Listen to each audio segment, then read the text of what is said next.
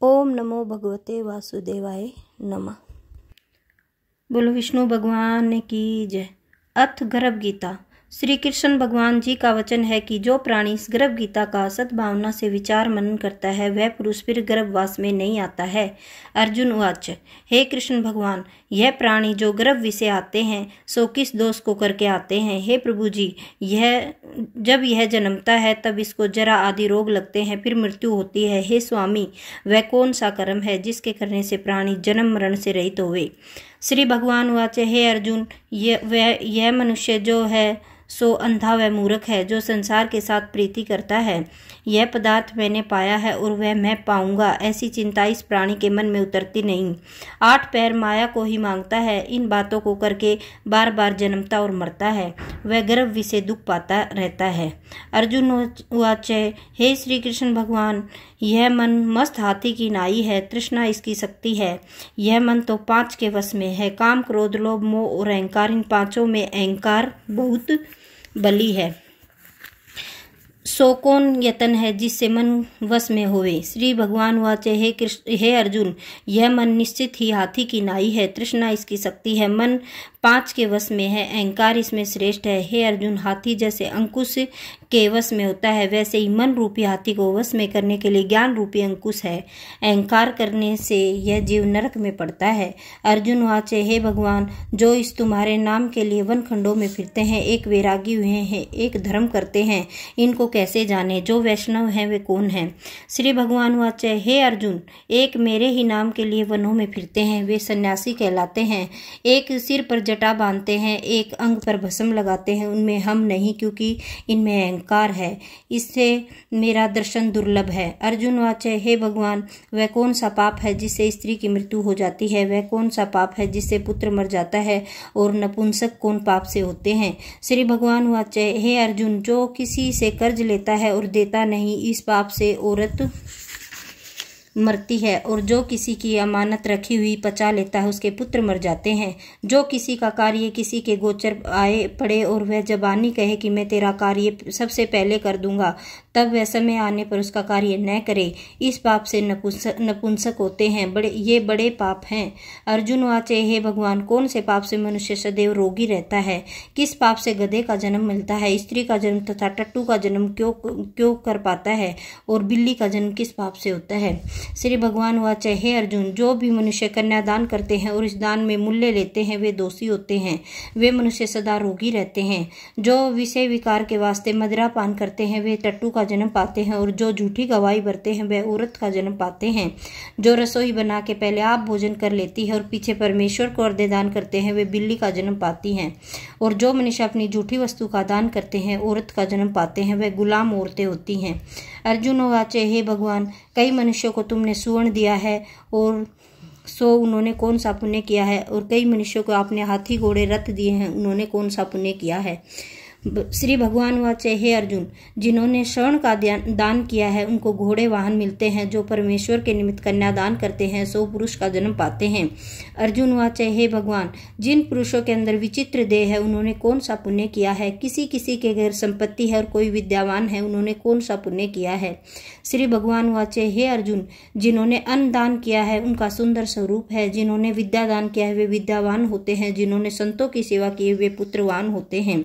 अर्जुन वाचे, हे भगवान, किसी को धन से प्रीति है, कोई स्त्री से प्रीति करते हैं, उनका क्या कारण है, समझाकर कहिए।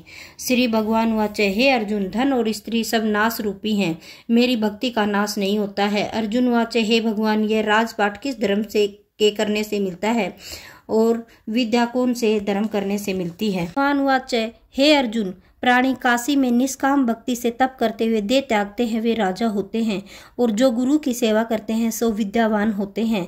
अर्जुन वाचे, हे भगवान, किसी को धन अचानक बिना किसी परिश्रम से ही मिलता है, सो उन्होंने कौन सा पुण्य किया है? श्री भगवान वाचे, हे अर्जुन, जिन्होंने गुप्त दान किया है उनको धन अचानक से मिलता है। जिसने परमेश्वर का कार्य और पराया कार्य सवारा है, वे मनुष्य रोग से रहित होते हैं। अर्जुन वाचे, हे भगवान, कौन से पाप से अमली होते और कौन से पाप से गूंगे होते हैं? कौन पाप से कुष्ठी होते हैं। श्री भगवान वाचे, हे अर्जुन, जो आदमी नीच कुल की स्त्री से गमन करते हैं सो अम्ली होते हैं, जो गुरु से विद्या पढ़कर मुकर जाते हैं सो गूंगे होते हैं, जिन्होंने गोघात किया वे कुष्ठी होते हैं। अर्जुन वाचे, हे भगवान, जिस किसी पुरुष की देह में रक्त का विकार होता है वह किस पाप से होता है और दरिद्र होते हैं। किसी को खंड वायु होती है और कोई अंधे होते हैं तो कोई पंगु होते हैं, सो कौन से पाप से रहित होते हैं। कई स्त्रियां बाल विधवा होती हैं, यह किस पाप से होती हैं। श्री भगवान वाचे, हे अर्जुन, जो सदा क्रोधवान रहते हैं उन्हें रक्त विकार होता है, जो मलिन रहते हैं वे सदा दरिद्री होते हैं, जो कुकर्मी ब्राह्मण को दान देते हैं उनके खंड वायु होती है, जो प्राय स्त्री को नंगी देखते हैं, गुरु की पत्नी को कुदृष्टि से देखते हैं सो अंधे होते हैं, जिसने गुरु और ब्राह्मण को लात मारी है वे सो लंगड़ा व पंगला होता है, जो औरत अपने पति को छोड़कर प्राय पुरुष संग करती है वह बाल विधवा होती है। अर्जुन वाचे, हे भगवान, तुम पार ब्रह्म हो, तुझको नमस्कार है। आगे मैं तुमको संबंधी जानता हूँ, परंतु अब मैं ईश्वर रूप जानता हूँ। हे पार ब्रह्म, गुरु दीक्षा को कैसी होती है सो कृपा करके मुझसे कहो। श्री भगवान वाचे, हे अर्जुन, तुम धन्य हो, तुम्हारे माता पिता भी धन्य हैं जिनके तुम ऐसे पुत्र हो। हे अर्जुन, सारे संसार का गुरु जगन्नाथ है, विद्या का गुरु काशी है, चारों वर्णों का गुरु सन्यासी है। सन्यासी उसको कहते हैं जिसने सबका त्याग करके मेरे विषय में मन लगाया है, सो ब्राह्मण जगत गुरु है। हे अर्जुन, यह बात ध्यान देकर सुनने की है। गुरु कैसा करें? जिसने सब इंद्रियां जीती हों, जिसको सब संसार ईश्वर में नजर आता हो और सब जगत से उदास हो, ऐसा गुरु करें। जो परमेश्वर को जानने वाला हो, उस गुरु की पूजा सब तरह से करें। हे अर्जुन, जो गुरु का भक्त होता है और जो प्राणी गुरु के सम्मुख होकर भजन करते हैं उनका भजन करना सफल है। जो गुरु से विमुख होते हैं उनको सप्त ग्रास मारे का पाप है। गुरु से विमुख प्राणी दर्शन करने के योग्य नहीं है। जो गृहस्थी संसार में गुरु के बिना है चांडाल के समान है।